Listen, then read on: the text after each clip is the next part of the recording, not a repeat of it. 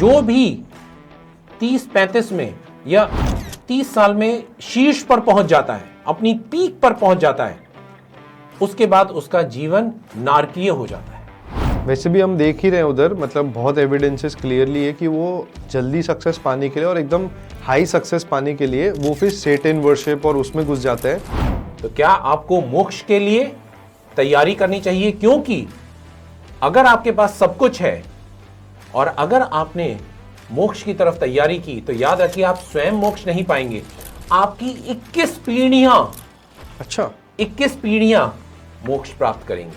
Okay. आपका पूरा कुटुंब बैकुंठ धाम जाएगा। निवेश में या स्टॉक मार्केट में हाई रिस्क हाई रिटर्न कोई कॉन्सेप्ट ही नहीं है। अच्छा ओके। अगर आपको हाई रिस्क हाई रिटर्न चाहिए तो आप ये निवेश वगैरह सब छोड़ दीजिए, आप जाइए गैम्बलिंग शुरू कीजिए। गैम्बलिंग में तो एफएनओ क्या है?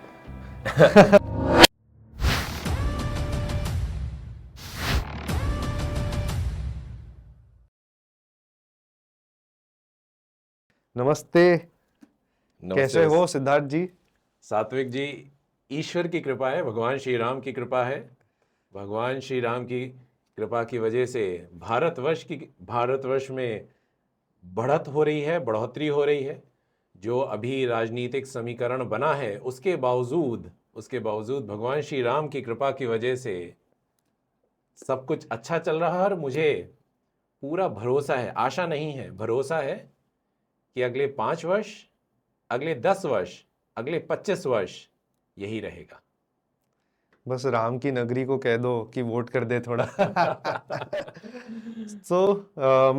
आज हमारे साथ है सिद्धार्थ रस्तोगी जी, एंड आप देख ही रहे हैं कि इनकी पर्सनालिटी जो हमेशा एक एवर एनर्जेटिक टावरिंग पर्सनालिटी है, and you will know from his voice soon. अभी तो आपने सिर्फ एक झलकी देखी है। He has come up with a book, the 100x formula, how to win in investing life and relationships. So we are not here, हम लोग यहाँ पे सिर्फ आपको कुछ टिप्स गाइड्स नहीं देने आए हैं। ये शायद बहुत जेनेरिक टाइटल लग रहा होगा आपको कि एक और motivation speaker, but no no no no, don't miscalculate Siddharth ji, क्योंकि सिद्धार्थ जी के पास जो ज्ञान का भंडार है, जो खजाना है, coming from a corporate world himself, क्योंकि आप सीओओ है एम्बेट एसेट मैनेजमेंट के, जो अपने आप में बहुत बड़ी एक एसेट मैनेजमेंट कंपनी है। और सर ऐसे चाइल्डहुड से आए हैं जो एकदम छोटे से गांव से है, या एक शहर बोल रहे, एकदम छोटा बैकवर्ड टाउन भी नहीं, बट जो भी है बहुत small town you can say. And वहाँ से इन्होंने आज जर्नी ये की है कि he has a massive nice beautiful office on a very higher floor in Worli, और जहाँ पे हम वो लोअर परेल के जो वो एक लोढ़ा एंड एवरीथिंग देखते हैं। So he is that that man जो आप देखते हैं कि इनके जैसी लाइफ होनी चाहिए, गोल होना चाहिए, और कैसे इनकी तरह नीचे से ऊपर आना है। सो इनफ अबाउट यू जी।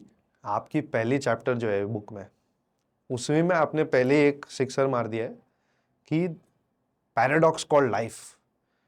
ये बड़ा अजीब हो गया, मतलब पैराडॉक्स क्यों है लाइफ? मतलब पर्सन लाइक यू जो मुझे हमेशा एनर्जेटिक स्माइलिंग दिखते हैं, मुझे लगा काफ़ी पॉजिटिव रहेंगे लाइफ के बारे में, पर ये थोड़ा सा गड़बड़ लग रहा है, पैराडॉक्स कॉल्ड लाइफ। तो पहले समझा दिए, पैराडॉक्स मीन्स विरोधाभास, राइट? विरोधाभास, एकदम। Yes. तो जीवन एक विरोधाभास है। क्यों है? हम लोग हम हर बार अपना जन्मदिन मनाते हैं, प्रसन्न होते हैं कि हम बढ़ रहे हैं। हम बढ़ रहे हैं कि हमारी मृत्यु के आगे बढ़ रहे हैं। हाँ। तो विरोधाभास है। ईश्वर ने हम सबको एक शक्ति दी है, एक मानसिक बल दिया है जिससे हम कुछ भी पा सकते हैं। लेकिन उसके बावजूद होता क्या है? 99 और 1, इसको मैंने अपनी पुस्तक में समझाने की कोशिश की है, privileged and not so privileged. अगर आपके पिताश्री शायद शक्ति के आसपास हैं, you are in the corridors of power, या आप महत्वपूर्ण व्यक्तियों की कोठरी में हैं, उनके सानिध्य में हैं, आपका जीतना आसान है। अच्छा। अगर आपके पिताजी पहुंच लगाने वाले हैं और आपके घर परिवार में बहुत सारे लोग ऐसे हैं जो बहुत प्रॉस्परस हैं, बहुत ज्यादा वेल्दी हैं, आपकी जीत आसान है। दूसरा, आप प्रोडिजी चाइल्ड हैं, एक्स्ट्रॉर्डिनरीली टैलेंटेड हैं, गिफ्टेड हैं, तभी भी आपके जीतने के चांसेस बहुत ज्यादा हैं। तीसरा, अगर आपको एक सही मार्गदर्शक मिल जाता है, अगर आपको एक सही गुरु मिल जाता है, आपको कोई सही टीचर मिल जाता है, if you get a good coach in life, if you get a good mentor, corporate world में एक शब्द है गॉडफादर। हाँ। अगर आपको गॉडफादर मिल जाता है, आपके जीतने के चांसेस बढ़ जाते हैं। लेकिन कितने लोग हैं, पूरे विश्व में 800 करोड़ लोग हैं, किनको ये 3 सुविधाएं प्राप्त होती हैं? मात्र 1%। अच्छा। मात्र 1%। क्या होता है उन 99% के साथ जिनके पास ना तो कोई एक्स्ट्रॉर्डिनरी गिफ्ट है, जिनके माता पिता बहुत ज्यादा प्रॉस्परस या उनकी जो लोगों के साथ जान पहचान है बहुत ज्यादा नहीं है, और तीसरा, जिनके कोई बहुत अत्यधिक अच्छे गुरु नहीं मिले, जिनका सिर्फ भगवान श्री राम है या भगवान शिव है, तो उनके लिए क्या? उनको कैसे जीतना है? क्या चीज उनको धन के पास ले जा सकती है, उनको आपके पीक पोटेंशियल के पास ले जा सकती है? आज आप युवा हैं, जब आप 40 और 45 क्रॉस करेंगे, तब आपको ध्यान में आएगा, मैं शायद और कर सकता, लेकिन किसी ने रोक लिया। ओके। तो वो कौन सी शक्ति है? आप कैसे अपने पीक पोटेंशियल तक जीत सकते हैं? वही मैंने एक स्टेप बाय स्टेप अप्रोच और एक फॉर्मूला बताने की कोशिश की। और ये कोई ज्ञान बात नहीं है, बड़ा ही सरल सी चीज है। इसका एक सीक्वेंस है। जब भी आपके ईश्वर ने हम सबको संपूर्ण बनाया है, पूर्ण बनाया है, सृष्टि पूर्ण है, हम पूर्ण हैं, इस पूर्णता में से कैसे आप वो विचार लाएं? How can you get some thoughts, और उस थॉट को आप फिर एक इंटेंट में बदलें, इंटेंट से उसको एक्शन में, और फिर एक्शन को मॉनिटर करें, कोर्स करेक्शन करें, और जीत आपकी होगी। तो कहने का तात्पर्य क्या है? ये जो विरोधाभास है जीवन का, जीवन में हमें लगता है कि सबके पास इक्वल अपॉर्चुनिटी है, शायद नहीं, और आपके पास नहीं है, तो आप कैसे जीतने का अधिकार तो आपका भी है, और कैसे आप उस अधिकार को प्राप्त करें। तीसरा विरोधाभास जो जीवन का है, बड़ा सरल सा है। जिसके पास सब कुछ है, उसके पास मन की शांति नहीं है। हाँ। Money can buy happiness.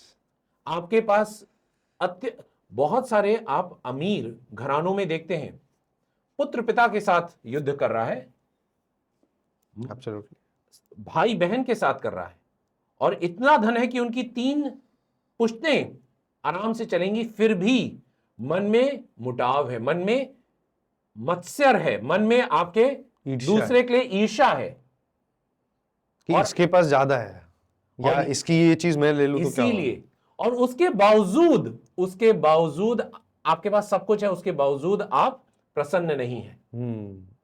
तो आपका फाइनेंशियल कोशेंट तो बहुत ज्यादा है, लेकिन आपका हैप्पीनेस कोशेंट शायद नीचे जा रहा है।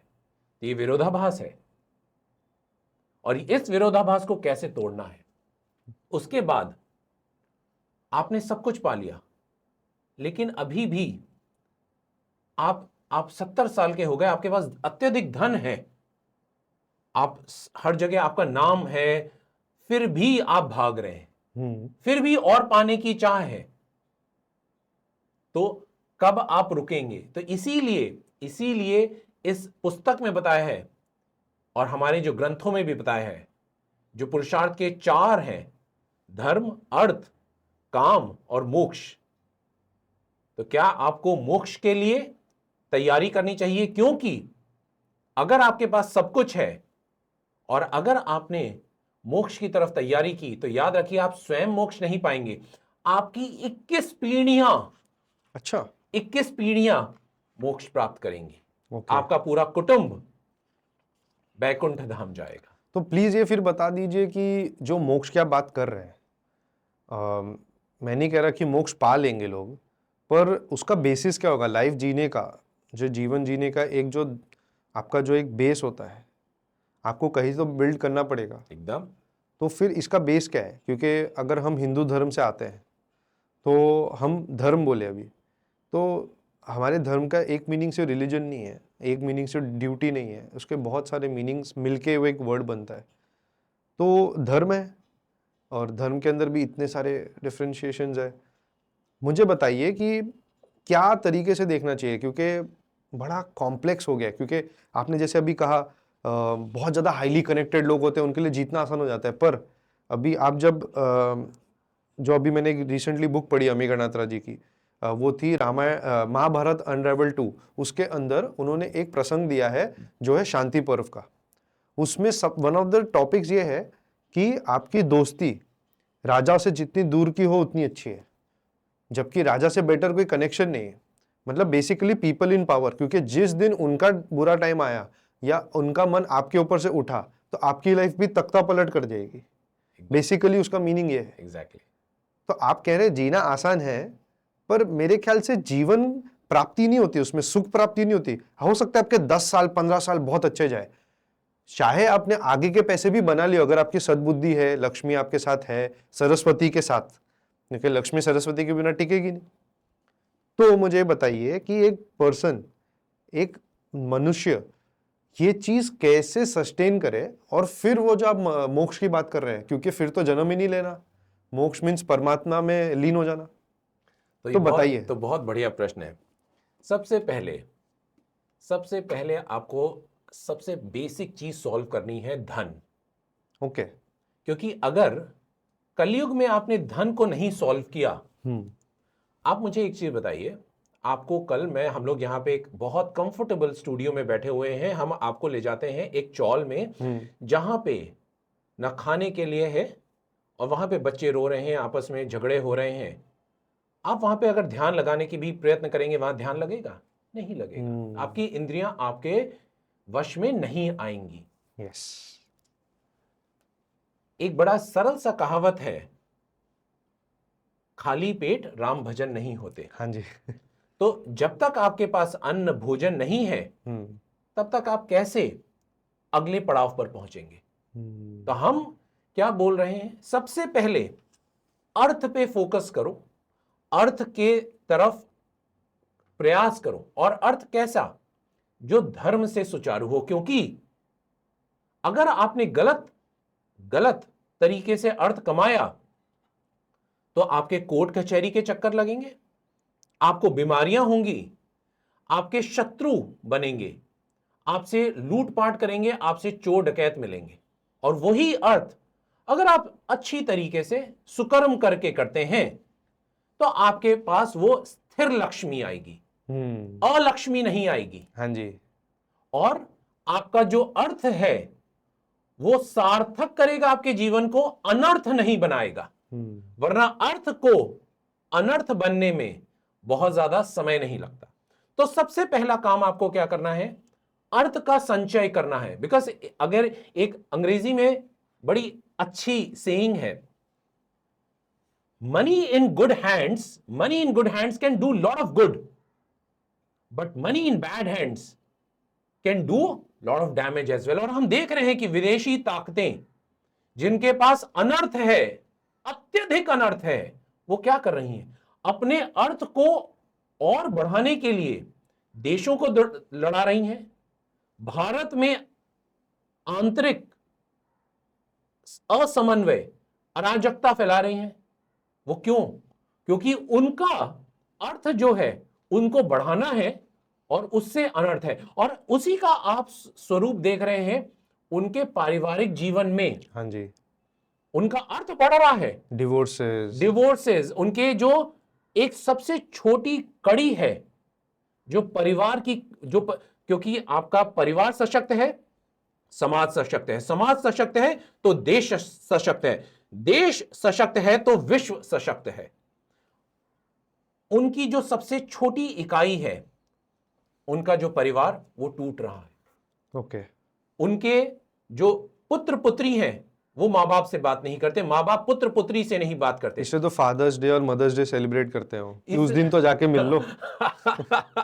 और इसी कारणवश उन्होंने इनहेरिटेंस टैक्स भी लाने का कोशिश की। क्यों इनहेरिटेंस टैक्स लाने की कोशिश की? आप सोचिए, अगर आपका सबसे प्रिय, जब किसी भी परिवार का सबसे प्रिय कौन होता है?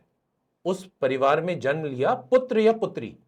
हमारे यहां सनातन में 3 तरीके के ऋण कहे हैं, और जो पितृ ऋण है वो तभी होता है जब आपके पुत्र या पुत्री का जन्म होता है। ओके।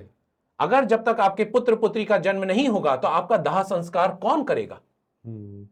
और जिस भी पहले होता था जिसमें पुत्र पुत्री नहीं है, उसका दाह संस्कार राजा करता था। अच्छा।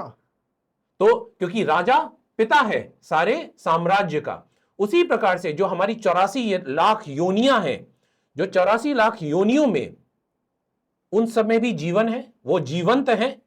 उनकी अगर अकाल मृत्यु हो गई, उनका दाह संस्कार, उनका संस्कार कौन करेगा? उनका संस्कार राजा करता है।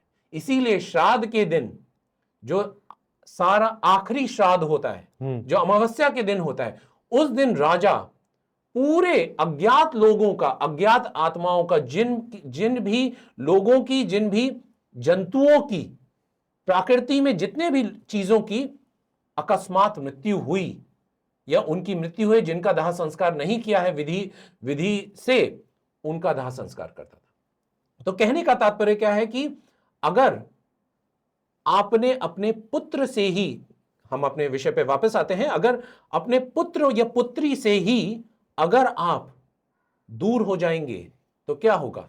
आपकी सारी जो ये संस्कृति है वो नष्ट हो जाएगी। और वो वही चाहते हैं, और उनके साथ ये हो चुका है, इसलिए वो चाहते हैं जहां पे बची है वहां पर भी तोड़ दो। क्योंकि जैसे ही आप देखिए, जब हम लोग सबसे ज्यादा टेकन फॉर ग्रांटेड, मतलब हम सबसे ज्यादा किसका दुरुपयोग करते हैं? जब भी हमें गुस्सा आता है, जब भी हमें क्रोध होता है, हम सबसे पहले किसको अपशब्द कहते हैं? हमसे जो सबसे ज्यादा प्यार करते हैं, हमसे जो हमारे लिए प्रिय नहीं है, जिनके लिए हम सबसे प्रिय हैं, हाँ जी, जिनके लिए हम सबसे प्रिय हैं, हम उनसे ही सबसे ज्यादा अपशब्द कहते हैं। और वो हमसे, क्योंकि वो हमसे निष्काम प्रेम करते हैं, उनको कुछ नहीं चाहिए, और हम ही उन्हीं को अपशब्द कहते हैं। वो उसी प्रेम को नष्ट करना चाहते हैं। तो इसीलिए अर्थ अगर गलत तरीके से कमाया गया तो वो अनर्थ बन जाएगा, आपकी मति को, आपके महत्व को, आपकी बुद्धि को उसमें विकार डालेगा और उसको नष्ट करेगा। तो धन कमाइए, धन का संचय कीजिए, क्योंकि धन का संचय करने से, अत्यधिक धन कमाइए, अच्छी तरीके से धन कमाइए, क्योंकि वो धन्य पुण्य के काम में जाएगा। आप स्वयं को हष्ट पुष्ट रख पाएंगे, रिष्ट पुष्ट रख पाएंगे, समाज को भी, अपने समाज को रिष्ट पुष्ट रख पाएंगे। आप साधु संतों की सेवा कर पाएंगे, जिनका मन धन से उठ चुका है, आप उनकी सेवा कर पाएंगे, आप गौ माता की सेवा कर पाएंगे। जैसे आपने कहा भी, जिनकी मन भी उठ गई है धन से, उनकी भी सेवा कर पाए, उनकी भी सेवा कर। क्योंकि हमारे शास्त्रों में मेरे पापा हमेशा एक चीज कहते थे कि गरीबी सबसे बड़ा अभिशाप है। क्योंकि और सबसे बड़ा जो कर्तव्य है एक मनुष्य का अपने जीवन में, वो है कि जितना जल्दी हो सके, जितना वो कोशिश कर सके, उस गरीबी से निकलना है। एक तरीके से मोदी जी ने 10 साल में जो एकदम मल्टी डायमेंशनल पॉवर्टी को जो निकाला है, वो फिर एक तरीके से लोगों के ऊपर से एक आपने जैसे कहा राजा पिता होता है साम्राज्य का, वैसे लग रहा है। अब जैसे आप, ये हमने सेम चीज कही कि गरीबी अभिशाप है, तो हमारे वो जो एक मन में बैठ चुका है कि बिजनेसमैन बैड, धन bad, profit is a bad word, ये सटली बैठा हुआ है दिमाग में कि अरे ये ज्यादा कमा रहा है, अरे कुछ तो गड़बड़ ही किया होगा, सीधे काम तो कर ही नहीं सकता। ये जो एक मेंटालिटी बन चुकी है, राइट? मतलब ठीक है, मैं थोड़ा बनिया फैमिली से आता हूँ, तो मुझे फिर भी एक अलग पर्सपेक्टिव रहा है। पर जैसे जैसे मैं दूसरे लोग से बात किया हूँ अपने कॉलेजेस में, स्कूल में, तो मेरे को रियलाइज हुआ, ओ मेरी लाइफ बहुत अलग है। जैसे आपने कहा वो प्रिविलेज और अनप्रिविलेज वाली चीज़, तो I am very grateful for that. पर अब इसमें जो आपने ये चीज़ कही, इसके साथ हम लोग मेंटालिटी डिफरेंस कैसे ला सकते हैं? इसमें हमारे धर्म के अंदर कोई आंसर है? तो हमारा धर्म कहता है कि आप धन का संचय कीजिए। आप आचार्य चाणक्य को पढ़िए, हर बार वो कहते हैं अर्थशास्त्र। अर्थशास्त्र, उन्होंने सबसे पहले अर्थशास्त्र लिखा इसीलिए क्योंकि आप धन का संचय करें, अच्छी तरीके से धन का संचय करें, किसी को कष्ट पहुंचा करके धन का संचय नहीं करें। अगर सोचिए किसी को जरूरत है किसी चीज की और उसके लिए वो मूल्य देने के लिए तैयार है, और आपके पास अगर वो वस्तु है तो आप उससे अगर वो मूल्य प्राप्त कर रहे हैं और उसकी क्षमता है अत्यधिक मूल्य देने की, तो क्यों नहीं? क्योंकि उसको जिस चीज की आवश्यकता है आप उसकी आवश्यकता को पूर्ण कर रहे हैं, आप अनर्थ नहीं कर रहे। लेकिन अगर आप किसी का गला काट करके, किसी को झूठ बोल करके, या किसी को नीचा गिरा करके, या किसी के पांव पे पांव रख करके अगर धन कमा रहे हैं तो वो गलत है। बिजनेस, हम लोग सब लोग बोलते हैं एक जैसा आपने बड़ा इंटरेस्टिंग सी चीज बोली, जो व्यापारी होता है, व्यापारी गण को हम गलत बोलते हैं, व्यापारी। हाँ जी। मुझे एक चीज बताइए, जब व्यापारी अंदर जाता है और जब बिजनेस का पहला अपॉर्चुनिटी वो कैप्चर करता है, जब बिजनेस की अपॉर्चुनिटी कैप्चर करता है, उसमें रिस्क होता है, उसमें जबरदस्त रिस्क होता है, हो सकता है उसमें उसको मुनाफा हो सकता है उसमें जबरदस्त घाटा हो, हाई रिस्क हाई रिवॉर्ड, और उल्टा भी होता है। हो सकता है कि वो उल्टा पूरा जो उसका सोच है उसके विपरीत हो जाए। क्या आम आदमी वो रिस्क लेने के तैयार है? नहीं, मैक्सिमम लोग नहीं लेते। वो व्यापारी, वो बिजनेसमैन ले रहा है, वो अपना कैपिटल, वो अपनी पूंजी, अपनी जो हार्ड अर्न पूंजी वो लगा रहा है, और वो अगर लगा रहा है तो उसको धन कमाने का, प्रॉफिट कमाने का राइट है। आज आपने इतने सारे विषयों में ये चुना, आपने सोचा कि आप देश को सजग करें, आप समाज को सजग करें अपने चैनल के माध्यम से। सात्विक जी, हाँ जी। अगर इस प्रोसेस में अगर आप धन कमाते हैं तो क्या गलत है? अगर आप अत्यधिक धन कमाएंगे तो आप ना कि अपने समाज को, ना कि अपने महाराष्ट्र में, बल्कि हो सकता है विश्व में हम लोगों को सिखा सके। क्योंकि याद रखिए, विश्व में धन की कमी नहीं है, लेकिन सबसे बड़ा चैलेंज क्या है, सबसे बड़ी विपत्ति क्या है? मात्र 1 से 1.5% लोग पूरे विश्व में पूरे सारे रिसोर्सेस को उन्होंने कब्जा किया हुआ है। हाँ जी। और उन्होंने जब कब्जा किया हुआ है तो वो जो वेल्थ ट्रांसफर है वो तभी होगी जब आप सजग होंगे। जो जैसा आपके पिताजी ने कहा, when you will decide that you want to be leave the poverty behind, आप जब दरिद्रता को पीछे बिठाने का, पीछे करने का आपने एक बार दृढ़ निश्चय ले लिया, तो आप वही 1% लोगों से कमाएंगे और धन संचय करेंगे। तो हमारा शास्त्र कहता है धन संचय करो, अच्छी तरीके से करो, अत्यधिक धन संचय करो, और उस धन को उन लोगों के लिए लगाओ जो साधु हैं, जो संत हैं, जिनका काम है तुमको मोक्ष की तरफ रास्ता दिखाना। उनका काम नहीं है कि वो धन संचय करें। और दूसरा, जो गरीब लोग हैं उनकी सहायता करो, जिनके पास खाने के लिए नहीं है उनके लिए करो। इसके बाद जो तीसरा है काम, आपकी कामनाएं। अगर आपकी कुछ कामनाएं, आप इस ब्रह्मांड में आए हैं, आप इस मां पृथ्वी पर आपने जन्म लिया है, तो आपकी कुछ कामनाएं हैं। अगर वो कामनाएं पूर्ण नहीं हुई तो क्या होगा? आप दोबारा आएंगे इस योनि में। और इसलिए आपकी जो कामनाएं हैं, लेकिन धर्म अविरुद्ध काम नहीं, धर्म अनुरूप काम, इसको थोड़ा सिंप्लीफाई कर सकते हैं? तो इसका बड़ा सरल सा अर्थ है, अगर आप किसी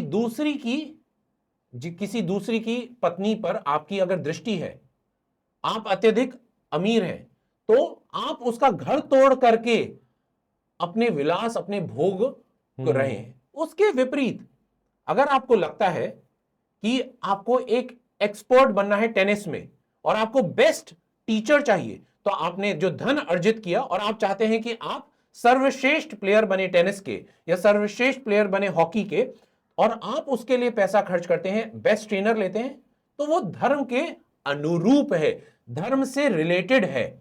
उसके अविरुद्ध, जो वैसा मैंने पहला बताया, आपकी दृष्टि अगर गलत जगह पर है तो वो धर्म अविरुद्ध काम है। तो आपकी जितनी भी कामनाएं हैं, जो भी आप चाहते हैं अपने जीवन से, उन सब की पुष्टि करें, क्योंकि अगर वो पुष्टि नहीं करेंगे तो आप इस चक्रव्यूह में घूमते रहेंगे। ओके। तो धर्म का उपयोग कीजिए अपने लिए भी और दूसरों के लिए भी। और जब आपके पास अत्यधिक चीज आ जाएंगी, अत्यधिक वस्तुएं आ जाएंगी, तब आप स्वयं समझेंगे कि वस्तुओं से प्रसन्नता नहीं प्राप्त होती।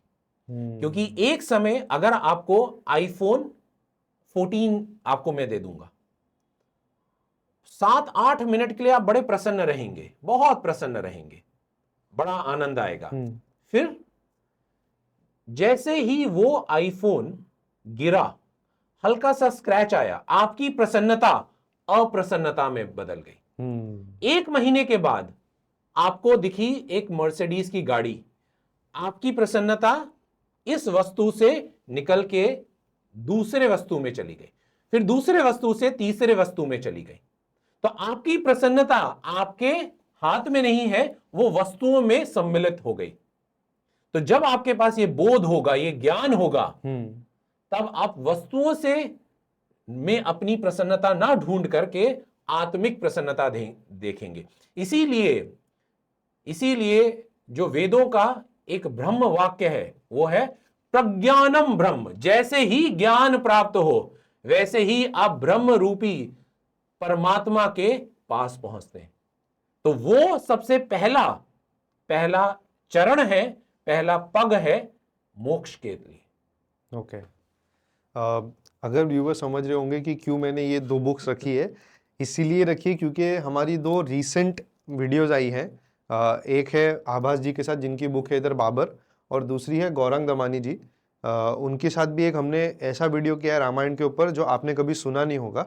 वो है अनकवरिंग रामायण, उसका थंबनेल पे है ज़रूर, but it's all about the world tour. मैं उसको जोकिंगली कहता हूँ वर्ल्ड टूर ऑफ रामायण।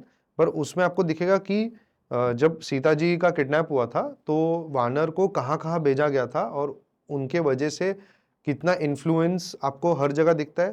फिर वही ऑब्वियसली दूसरे यक्ष, राक्षस एक्सेट्रा, और बाकी आपको सामने दिख ही रहा है बाबर। तो बाबर को एक्सप्लेन की जरूरत नहीं है, बहुत इंटरेस्टिंग चैट है, तो प्लीज जाके देखिए। ये दोनों हम लोग लिंक करेंगे, वो ऊपर आई वाले चीज पे और नीचे डिस्क्रिप्शन में भी। So now let's get back to you Siddharth ji. Satvik ji, आपने एक बड़ी इंटरेस्टिंग सी चीज बोली रामायण की। मुझे एक चीज बताइए, भगवान श्री राम के पास तो इतने सारे उनके अयोध्या में इतने सारे लोग थे। हाँ। आपने एक और चीज बोली शुरू में, एक आपने कटाक्ष मारा कि शायद फैजाबाद में सनातन वापस आएगा। आपने एक शुरू में एक मैंने कहा कि वोट दे दीजिए। वोट दे दीजिए। हाँ। तो आपने एक कटाक्ष मारा। मुझे एक चीज बताइए, भगवान श्री राम के पास इतनी सारी जनता जनार्दन थी, उन्होंने वानरों को, हनुमान जी को क्यों चुना अपने साथी बनाने के लिए? क्योंकि मेरे ख्याल से उनको मालूम था कि अयोध्या के लोग या जो मनुष्य है तो वो इसलिए है, क्योंकि मैंने जो सबसे ज्यादा मीम्स घूम रही थी आफ्टर द रिजल्ट, वो ये थी कि दूसरी बार अयोध्या के जो जनता है उन्होंने धोखा दिया है। क्योंकि पहला जो आता है वो है सीता माँ के ऊपर उनका जो एक क्वेश्चन उठता है, इवन आफ्टर जब उन्होंने अग्नि परीक्षा पार कर ली है सक्सेसफुली, उसके बाद में भी आता है, वो भी बहुत टाइम बाद, जब 10-15 साल गुजर जाते हैं उसके बाद भी ये चिटर बिटर नॉइस रहती है।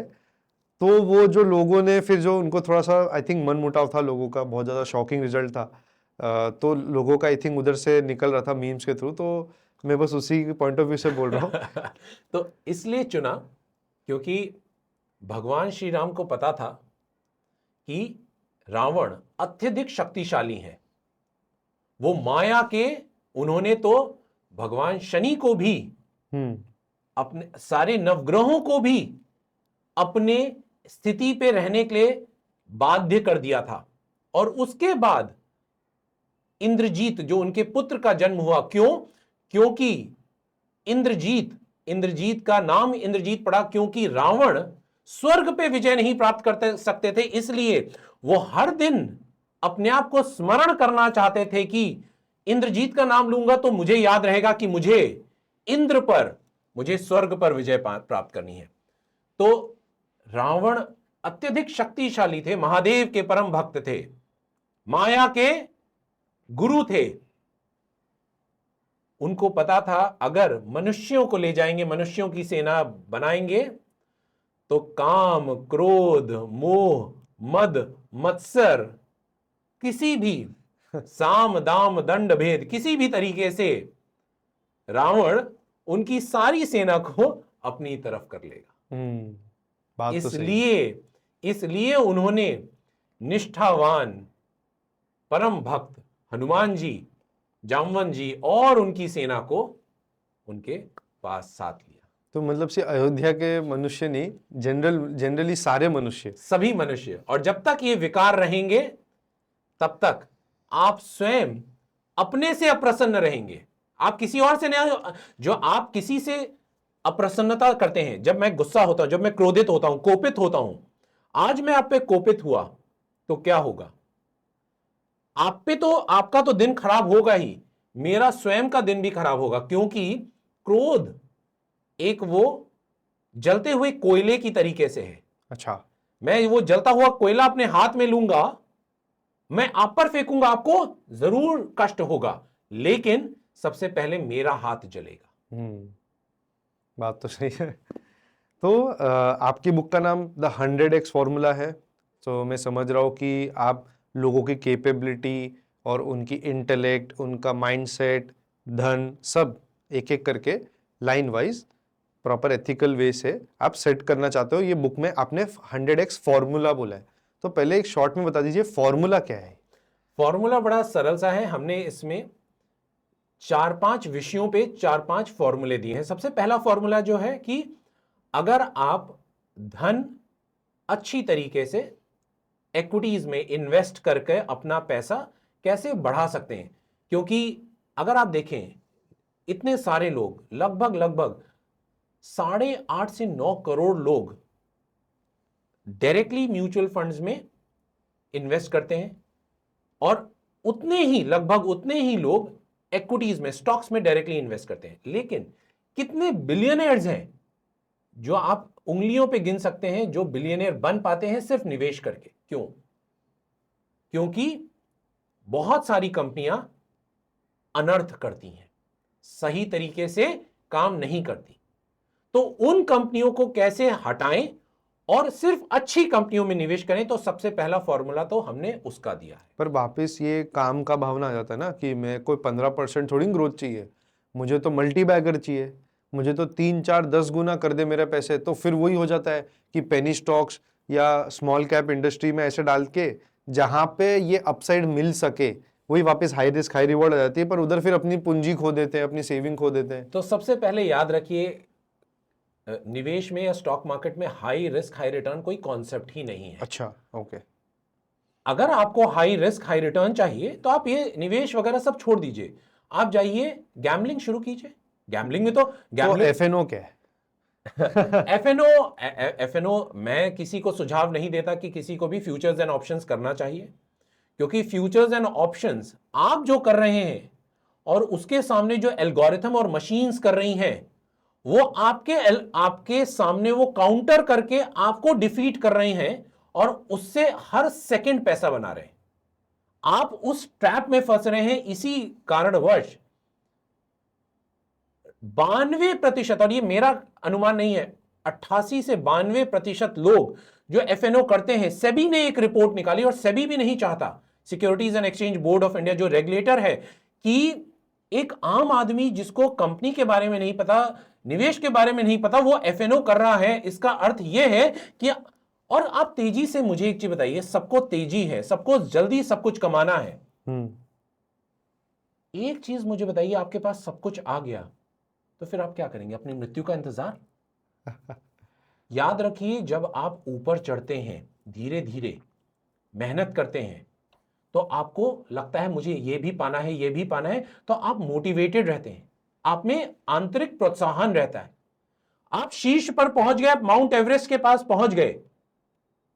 सबसे ज्यादा कष्ट होता है जब आपको ना आपके पास जान है, माउंट एवरेस्ट पे ऊपर पहुंच गए, थकान है, सबसे ज्यादा मौतें नीचे उतरने में नीचे उतरने में होती है, क्योंकि आप थक चुके हैं, आपके पास रिसोर्सेज नहीं है, कुछ, there is no motivation to go down, और तब आप चाहते हैं कि आपका बिस्तर आपके सामने हो, और वहीं पे आपकी खराब हालत होती है।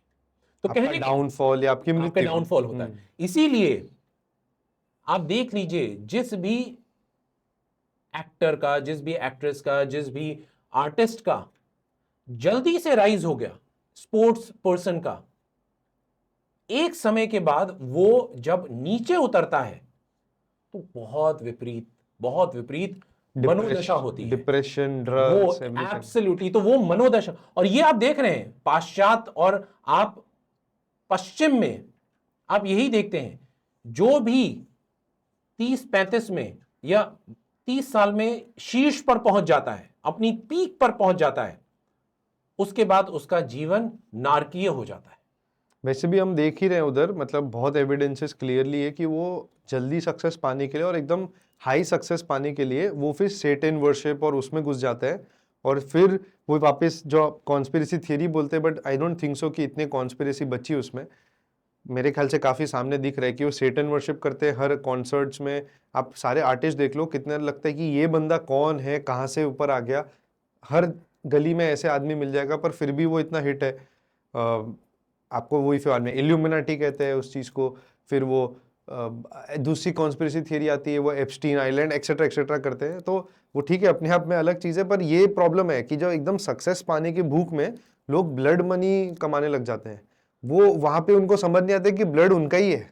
करेक्ट। और सबसे बड़ा ब्लड के साथ स्वेट होना चाहिए। सबसे बड़ा चैलेंज क्या है कि आपकी ये जो होड़ है, ये अपने मन की शांति के लिए नहीं है, ये दूसरे को नीचा दिखाने के लिए है। हाँ, ये भी बात है। ये अगर आप मेहनत करें, अगर मुझे ये जानना है कि सात्विक कितना ग्रो कर रहे हैं, तो मुझे क्या करना चाहिए? मुझे सात्विक ने पिछले साल कितना किया, पिछले से पिछले साल कैसा किया, उससे पहले कितना किया, वो करना चाहिए। नहीं, लेकिन हम क्या करते हैं, सात्विक ने इन सज्जन के सामने कैसा किया, वो हमारा जो कंपटीशन होता है, वो हमारा जो मनोभाव होता है, उससे ही विपरीत परिस्थितियां आती हैं। और यही चीज हम स्टॉक मार्केट में भी देखते हैं।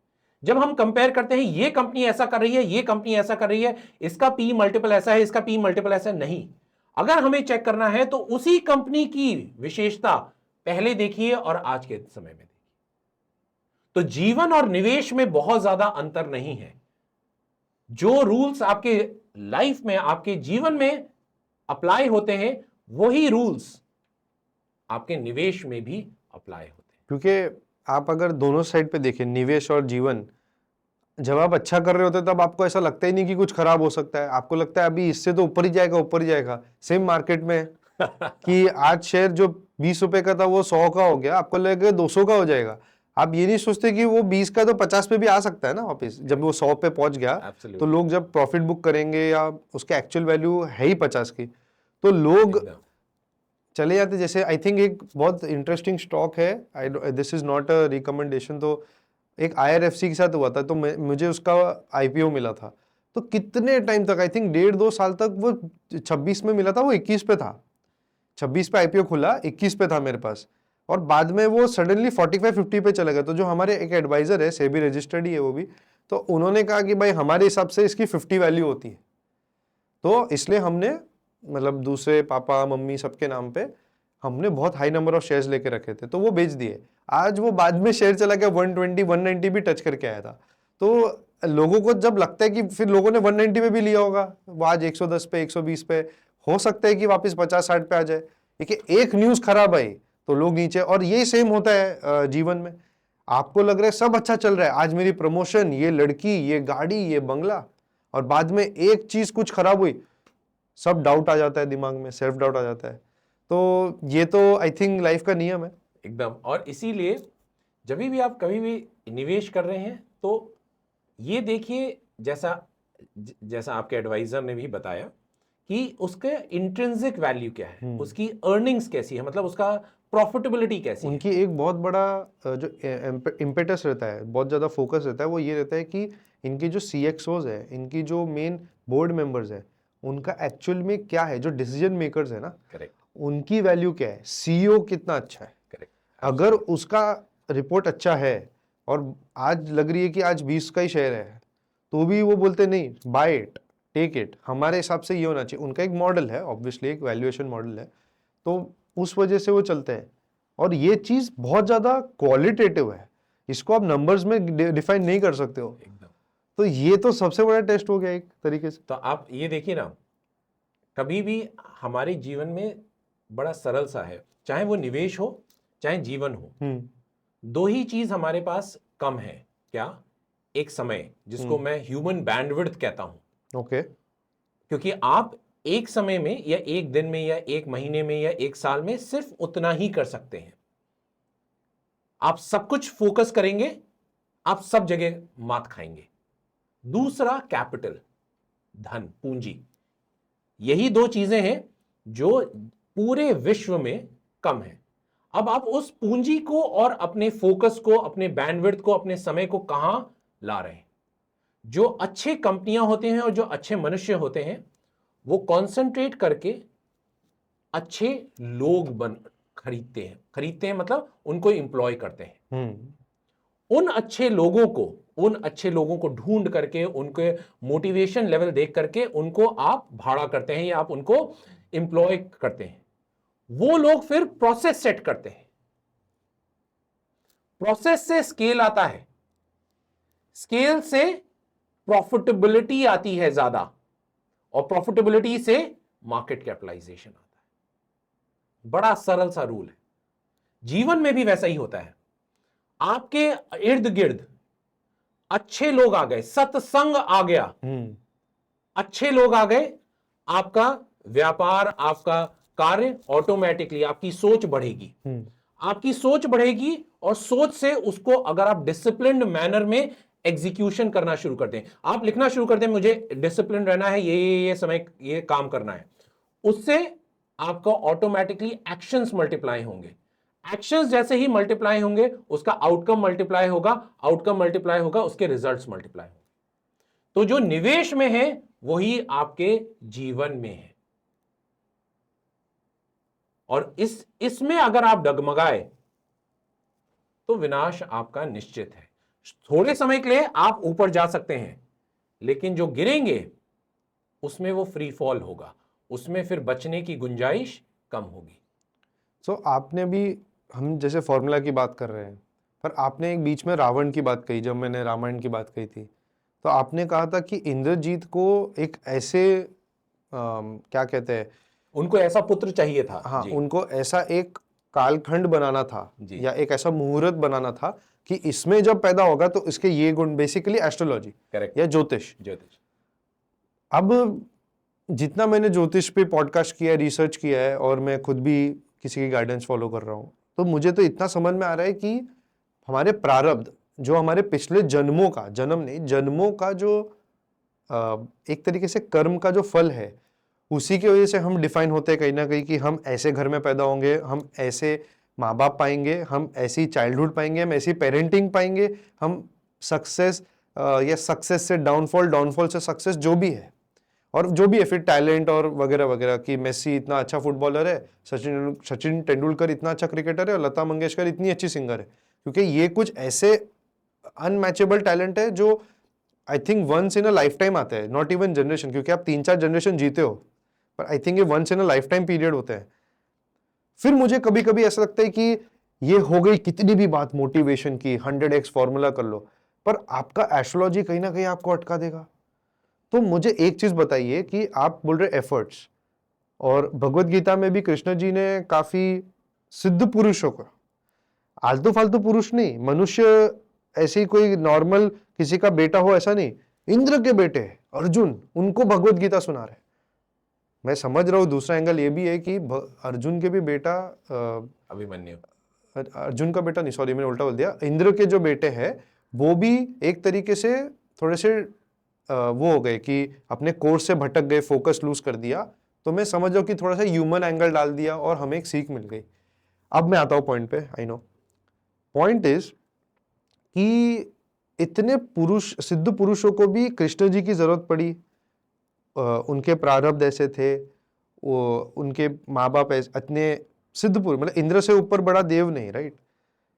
तो हम जैसे छोटे मनुष्य जो हैं, नॉर्मल आम मनुष्य जो है, जो आप बोल रहे हो प्रिविलेज और अनप्रिविलेज वाले लोग, वैसे तो इनके सामने तो हम प्रिविलेज लोग भी कुछ नहीं है, हम तो अनप्रिविलेज्ड ही है।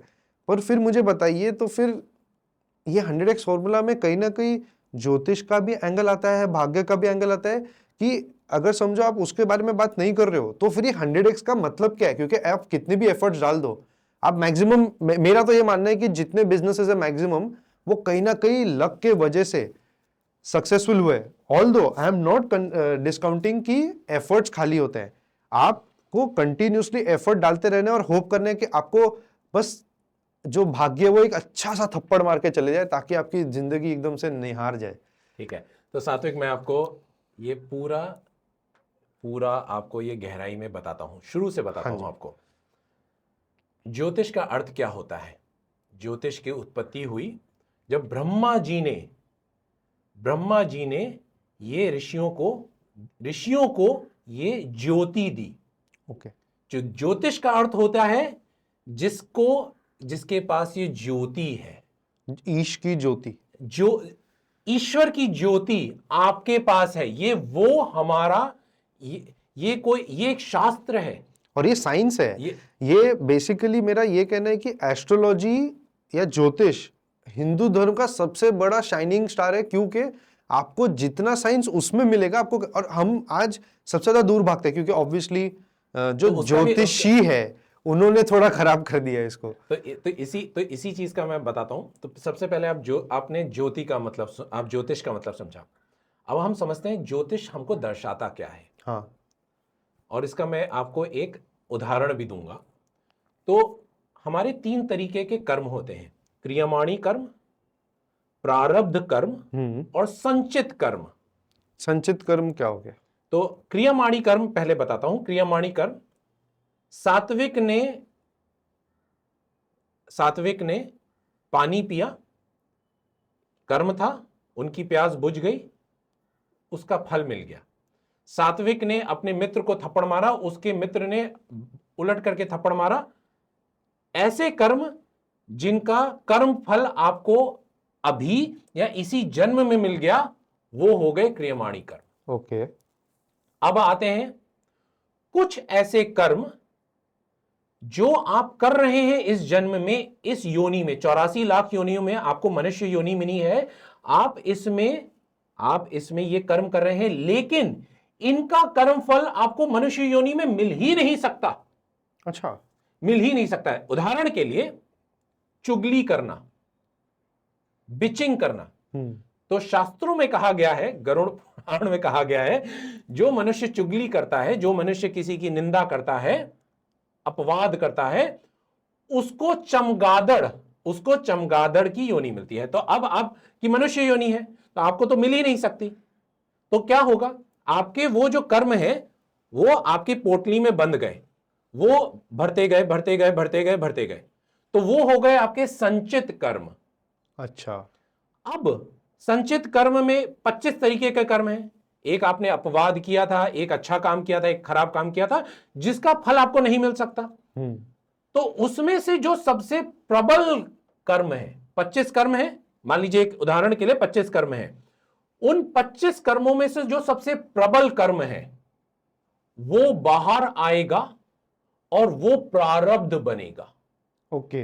तो आपका एक एक आपका कर्म फल था चमगादड़ बनने का, एक फल था आपका पेड़ बनने का, एक फल था आपका सांप बनने का, एक होगा मोक्ष का। एक मोक्ष का, वो मोक्ष का नहीं, मोक्ष का जब आपके सारे कर्म फल अच्छा, न्यूट्रल हो जाते equal to हैं, आता है। न्यूट्रल हो जाते हैं, तो आपके जब ये सारे आपके अलग अलग योनियों में आपको वो भुगतना है, जो सबसे प्रबल है योनि वो बाहर आएगी, और वो बाहर बन करके फिर आप उसका वो प्रारब्ध होता है, और फिर आप उसका वो योनि में जन्म लेते हैं। अभी खत्म नहीं हुआ, अभी इसको समझिए। प्रारब्ध कर्म आपका जन्म हो गया, इसीलिए उसको कहते हैं कारण शरीर, जो आपका भौतिक शरीर है, इसीलिए इसको कहते हैं कारण शरीर। किस प्रारब्ध कर्म के कारण आज सात्विक बने, वो है कारण शरीर। ठीक है, अब क्या होता है, जो बाकी संचित कर्म हुए वो कहां है, वो आपके अंदर है, उसको कहते हैं आंतरिक शरीर। तो आपका एक है बाह्य शरीर, एक है आंतरिक शरीर।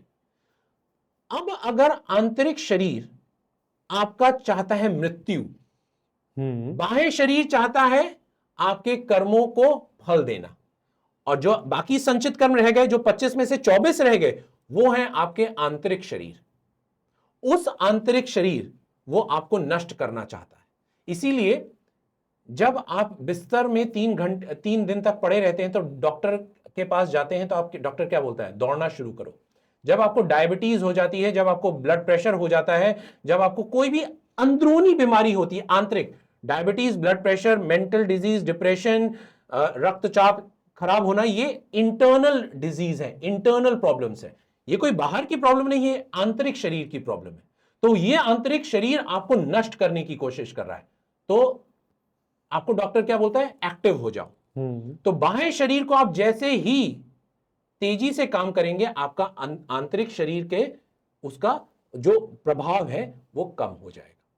तो ज्योतिष क्या बोलता है कि आपने जो कर्म किए हैं, जो प्रारब्ध में हो गए, वो तो आपको भुगतने ही पड़ेंगे, वो उसका कोई तोड़ नहीं है। इसको तोड़ने के लिए क्या कर सकते हैं, 3 काम, जप, तप और दान। ओके, सिर्फ 3, जप, तप और दान। इसमें भी जो सबसे प्रबल है वो है दान, क्योंकि हमारे जो 4 युग हुए हैं, तो 4 युग में पहले था सत्य, धर्म, दया और दान। सतयुग में चारों थे, फिर आया त्रेता युग, फिर आया द्वापर। हाँ जी, द्वापर में नहीं त्रेता है, त्रेता आया, हाँ जी, त्रेता में सत्य खत्म हो गया, हाँ जी। धर्म, दया और दान रह गया। तो अब मुझे समझ में आ रहा है कि इसका नाम त्रेता क्यों है, क्योंकि 3 गुण। 3 गुण।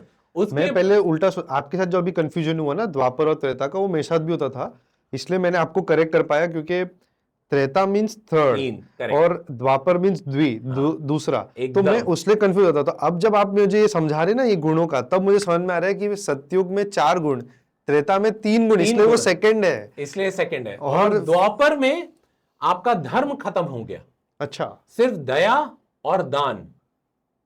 ओके, और कलयुग में सिर्फ दान, इसलिए दान की बड़ी महत्वता है। आप जैसे, और सबसे श्रेष्ठ क्या है, अन्नदान, सबसे श्रेष्ठ अन्नदान। आप जितना अन्नदान करेंगे, उतना आपके जो कष्ट है प्रारब्ध के, वो जितने भी आपके जो कर्म फल हैं, उसमें से वो कम होते जाएंगे। इसीलिए जप, तप और दान, अगर आपने जैसे ही दान करना शुरू किया, आप देखेंगे कि आपकी और कोई पैसा नहीं, कोई इतना बड़ा ये अंगूठी, ये वो, ये कुछ नहीं, सिर्फ दान। जो आपके ग्रह खराब हैं उनका दान कीजिए, जो आपके अच्छे ग्रह हैं उनका भी दान कीजिए, क्योंकि वो प्रसन्न होकर के आपको और देंगे। तो इन शॉर्ट आप वार के हिसाब से उनका दान कीजिए, और आपके जीवन में इतना अत्यधिक परिवर्तन आएगा कि आपको समझ में नहीं आएगा। दूसरा, जप कीजिए, किसका, भगवान विष्णु का। क्यों भगवान विष्णु का?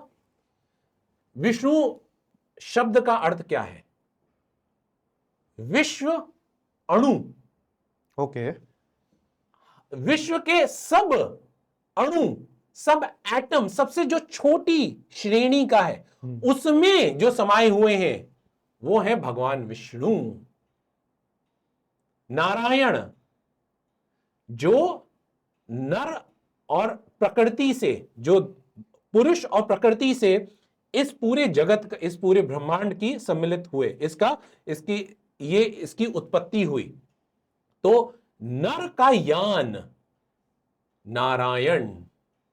ओके। तो इसलिए अगर आपको कुछ नहीं करना है तो नारायण नारायण, जय श्री राम, सब एक है।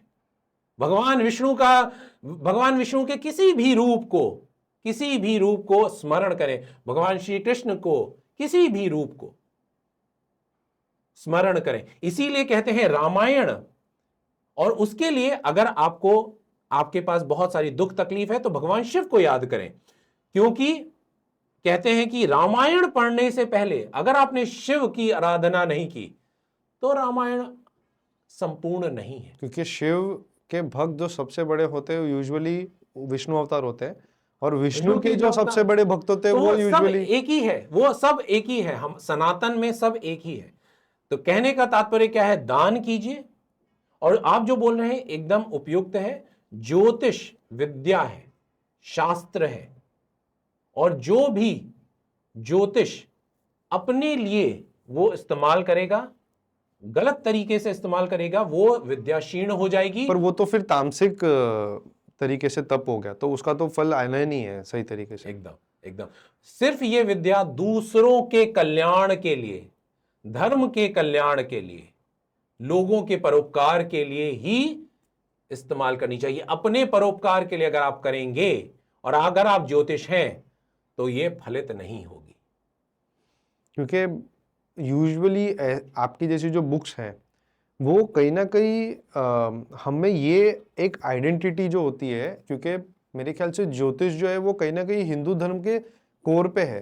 पर जैसे हर जन देख लो, इवन रावण जैसा सिद्ध पुरुष, सिद्ध नहीं बोलेंगे अपने वे में, वो तामसिक सिद्ध था, पर उसके पे अंदर एक ये मोह था कि हर चीज हो गई मेरे पास, सोने की लंका बना दी, पर मेरे को अपना बेटा वही एक पायस ऐसे मुहूर्त में चाहिए जो एकदम ऐसा हो कि वो सबको जीत ले और फिर बाद में कोई बचे ही ना हराने के लिए। और अगर वो बंदा इतना कुछ अचीव करने के बाद में भी ग्रहों को कंट्रोल करने की कोशिश कर रहा है, तो हम लोग को तो पहले करना चाहिए। और मुझे ऐसा लगता है कि हमारी जो प्रवृत्ति रहती है कि हम कोई चीज पे बहुत गुस्सा हो जाते हैं, हम बहुत ज्यादा इमोशनल हो जाते हैं, या हम बहुत मेहनती होते हैं, हम लेजी होते हैं, या हमें जो भी पेरेंटिंग मिली है, हमें जो लक मिला है, वो कहीं ना कहीं प्रारब्ध और ये जो आपने सारे कर्म बोले, क्योंकि वापिस अब जो कर्म की बात कर रहे थे, क्रियामणि कर्म, उसमें भी मुझे ऐसा लगा कि हमारी जो प्रवृत्ति है वो भी प्रारब्ध से ही इन्फ्लुएंस्ड है कि मैं गुस्सा हो जाऊंगा तो मैं थप्पड़ मार दूंगा, पर नहीं, मैं शांति से रहूंगा तो मैं बात करके सुलझा दूंगा। तो ये सारी जो चीजें वो कहीं ना कहीं ज्योतिष से, फिर अब जब हम ये लेवल पे समझ ले कि ये मेरी स्ट्रॉन्ग पॉइंट्स है, ये मेरी वीक पॉइंट्स है, ये सुधार सकते, ये नहीं सुधार सकते। ये कोई लोग होते हैं जिनका नहीं सुधर सकता कुछ चीज, उनके कर्म है, उनको भुगतने पड़ेंगे। तो फिर ये जब बुक पढ़ते हैं तब वो जब अप्लाई करेंगे राइट वे में, तब उनको समझ आएगा कि हाँ, मेरे लिए शेयर मार्केट में खुद से इन्वेस्ट करना सही नहीं है, पर किसी की गाइडेंस से करना सही है। एकदम। और फिर अगर खुद से करना सही है तो करो मेहनत और बनाओ करियर उसमें। एकदम बहुत अच्छा। तो ये चीज जो ऐड कर लेनी चाहिए फॉर्मूला में, मेरे ख्याल से वो जो एक एक्स क्वोशंट है, 100x नहीं, जो अलग से एक अननोन क्वोशंट है, आई थिंक। तो उसमें भी इस पुस्तक में लिखा हुआ है। तो हमने मोक्ष का जो हमने धर्म के बारे में भी बताया है, जो 8वां चैप्टर है, उसमें हमने इस चीज का काफी डिटेलिंग की है, क्योंकि बिना धर्म के आप कुछ भी चीज सस्टेन नहीं कर सकते। और हमने उसके बारे में बताया है। आपने एक और बड़ी इंटरेस्टिंग सी चीज बोली थी कि ज्योतिष में और आपकी जो प्रवृत्ति है, वो प्रवृत्ति क्यों होती है? प्रवृत्ति होती है क्योंकि आपके अंदर 3 गुण होते हैं, हाँ जी, सत, रज और तम। यस। तो सत मतलब आपको सुख की कामना, रज मतलब दुख से दूर जाने की कामना, या फिर जो भी काम वाली भावना, आई थिंक, दुख से दूर, अच्छा, दुख से दूर मतलब फिर धन से आप दुख से दूर मतलब मुझे चाहिए क्योंकि मुझे दुखी नहीं होना है, मुझे अमीर बनना है क्योंकि मुझे गरीब नहीं बनना है। हाँ, और मतलब ये सन्यासी भी नहीं बनना, राइट? क्योंकि राजसिक जो है, तो राजसिक भी रज में भी दो तरीके के, ओके, एक होता है दैविक रजस हाँ, और एक होता है असुरी रजस। ओके, ये भी है। हाँ, मुझे लगा असुर ही अपने आप में तामसिक हो जाता तो होगा। तामसिक जो होता है वो होता है मोह के कारण। आपको तो अगर वही असुर हो गया कहीं ना कहीं, मतलब एक एंगल से देखे तो फिर असु- तामसिक क्या होता है, फिर वो भी बता दीजिए तो तो समझ में आएगा। तामसिक का अर्थ होता है आप सिर्फ दुखी रहते हैं, आप कार्य नहीं करते, क्रिया नहीं करते। हमारे शास्त्रों में कहा गया है क्रिया अर्थात कर्म अत्यधिक अनिवार्य है, क्योंकि आपके अंदर विचार आए, जो हमने शुरू में बात की, थॉट्स आए, विचार आए, उसको अगर आपने एक्शन में कन्वर्ट नहीं किया, इन थॉट्स इंटेंट एक्शन रिजल्ट, अगर आपने उसको एक्शन में नहीं किया तो वो नष्ट हो जाएंगे। तो जो तामसिक होते हैं वो एक्शन नहीं करते, वो अच्छा। सिर्फ ग्रीफ, वो सिर्फ लेजी विक्टिमाइजेशन। विक्टिमाइज, तो वो अंदर, तो उसमें क्या हुआ, आपके जो संचित कर्म है वो बढ़ रहे हैं। सो रावण का जो कर्म था, आप उसको तामसिक से ज्यादा आप बोलोगे आसुरिक राज्य, वो आसुरी वो रा- तामसिक नहीं था, वो इतना काम करता था, इतनी पूजा प्रकार, लेकिन उसका जो एक लक्ष्य था वो बहुत सेल्फिश था। वो, हाँ, सेल्फिश था और वो धर्म के अनुरूप नहीं था, हाँ, आपने कहा था विपरीत। विपरीत। तो धर्म विरुद्ध काम था। सो मुझे ऐसा लगता है कि हमारा जो ये डिस्कशन है वो काफ़ी अच्छे से सर्कल होके हमने एंड कर सकते हैं, क्योंकि हमने बुक के बारे में ज़रूर बात की है, हमने अराउंड भी बहुत सारी बात की, और उसी का तो फन है, नहीं तो अगर बुक की सारी बातें कर लेंगे तो लोग पढ़ेंगे क्या। तो डू यू अग्री कि यू हैव मोर टू से? शायद अब अगर, मैं तो मानता हूं प्रशंसा सही उत्तर देने में नहीं है, हाँ, प्रशंसा सही प्रश्न करने में है। जहां प्रश्न अच्छा होगा वहां उत्तर स्वयं आएगा। और हमारे सारे ग्रंथ, हमारे सारे वेद में सारे शिष्यों ने प्रश्न अच्छे किए हैं, इसीलिए गुरुओं ने अच्छे उत्तर दिए। आई थिंक, होपफुली मैंने थोड़े से डिसेंट क्वेश्चंस पूछ लियो। नहीं नहीं, आपने अत्यधिक, और सात्विक आपका जो रुचि धर्म के लिए है, राज्य के लिए है, हमारे सनातन के लिए है और हमारे देश के लिए है, वो उत्तम है। मैं ईश्वर से चाहूंगा कि आपका ये चैनल पूरे विश्व में सनातन को स्थापित कर सके, क्योंकि सिर्फ सनातन ही ऐसा अकेला मार्ग है, सनातन ही अकेला ऐसा मार्ग है जिससे विश्व शांति, पीसफुल को एग्जिस्टेंस कैन हैपन। या टॉलरेंस नहीं, एक्सेप्टेंस। एब्सोल्युटली, एकात्मिक, दूसरा नहीं, मेरे ही एक मेरा ही अंग, भिन्न अंग, लेकिन मेरा ही अंग, मेरे ही जैसा कोई, मेरे जैसा भी नहीं, मेरा ही अंग। 5 उंगलियां हैं, एक उंगली में भी अगर दर्द उठेगा तो पूरे शरीर को दर्द होगा। आप मेरी ही वो उंगली हैं, हाँ जी, शायद छोटी हैं चाहे बड़ी हैं, आप मेरा ही हाथ हैं, आप मेरे ही पाणी हैं, आप मेरे ही पद हैं, और आपके बिना मैं अपूर्ण हूं। तो ये है वसुधैव कुटुंबकम का एक मैसेज। अच्छा, एक्चुअली ये बहुत सही है, क्योंकि बहुत सारे एंगल से देखा जाए तो हिंदुस्तान या भारत ने हमेशा ही ये चीज़ को एक्चुअली अप्लाई भी किया है। लोग वर्ल्ड पीस की बातें करते हैं, बड़ी बड़ी बातें करते हैं, पर पीछे से वॉर को प्रोपोगेट करते हैं, क्योंकि उनकी उसमें बहुत ज़्यादा सेल्फिश मोटिव्स है, मिलिट्री इंडस्ट्री है। बट आप अगर यही देखेंगे, जूस को सबसे जो ज़्यादा आराम से रहने मिला, आप देखोगे तो सबसे ज़्यादा जो जूस ने जितना नाम नहीं बदला है वो इंडिया के अंदर है।